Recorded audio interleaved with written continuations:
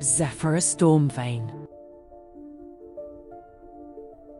Zephyra Stormvein stood at the prow of the Skysinger, her calloused hands resting on the weathered whalebone railing. Below her, the ordinary world of the cloud sea churned, a familiar expanse of silver and grey. Her ship, carved from the ribs of a great leviathan, was her home. The whisper of the wind through the rigging and the creak of bone were her only music. This was the rhythm of her days, mending sails, charting currents, and watching for the subtle shifts in the light that meant a storm was brewing, a rhythm as steady and deep as her own heartbeat. The disruption came not as a roar, but as a silence. The eternal winds that filled the Skysinger's sails simply died. The ship lurched, the hum of the taut lines falling quiet. Then a shaft of impossible, corrosive green light pierced the cloud layer below, striking the starboard hull. Where it touched, the ancient petrified bone didn't just crack, it melted away, dissolving into a fine, acrid mist, leaving a gaping, smouldering hole in the deck. Zephyra's breath caught in her throat. This was no natural phenomenon. Her initial shock hardened into a cold, sharp resolve. She grabbed the helm, her knuckles white, and wrestled the listing ship toward a nearby cloud bank, seeking cover. A decision crystallized within her. She would not flee. She would find the source of that light. To do otherwise would be to abandon the sky itself to this unknown corrosion. Her first challenge was the Veil of Tears, a perpetual storm of ice and howling wind that guarded the lower atmospheric layers. The Skysinger, wounded and sluggish, was battered mercilessly.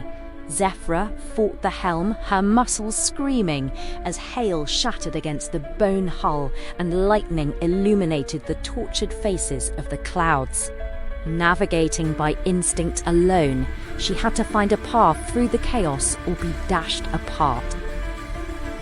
As the storm cleared, she spotted another ship, smaller and more agile, its hull crafted from polished narwhal tusk. Its captain, a wiry man with eyes that held the glint of 1,000 navigated stars, hailed her. "Kaelin!" he shouted over the wind of the cloud piercer. "I saw the flash. I've seen it before. They call it the Earth Breath, and it seeks to poison our sky. You are not alone in this fight." Together, they tracked the green beams to their origin, a massive ground-based refinery on the forgotten surface, spewing toxins that ate the very air. As they drew closer, the attacks intensified.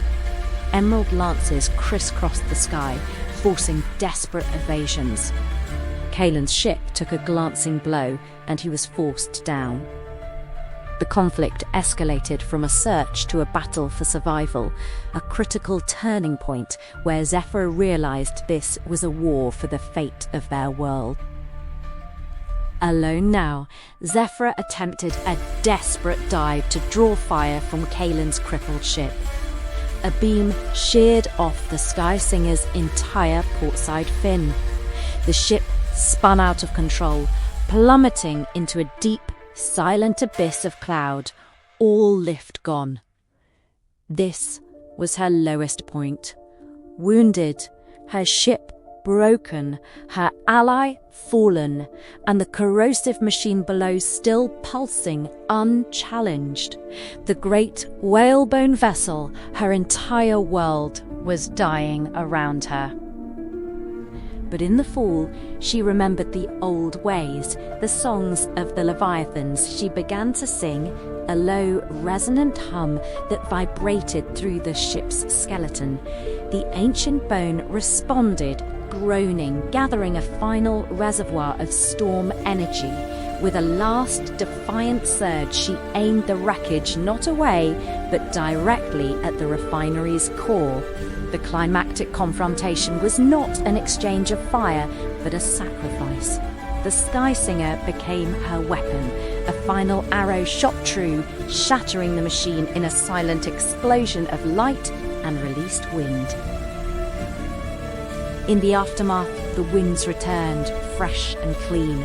Kaelin found her among the wreckage, and together they watched the green poison dissipate. A new equilibrium was born, not of solitary vigilance, but of shared purpose. Zephyra's world was no longer the deck of a single ship, but the entire sky, now guarded by a fledgling fleet of allies, all remembering the song of the woman who gave her ship to save the air.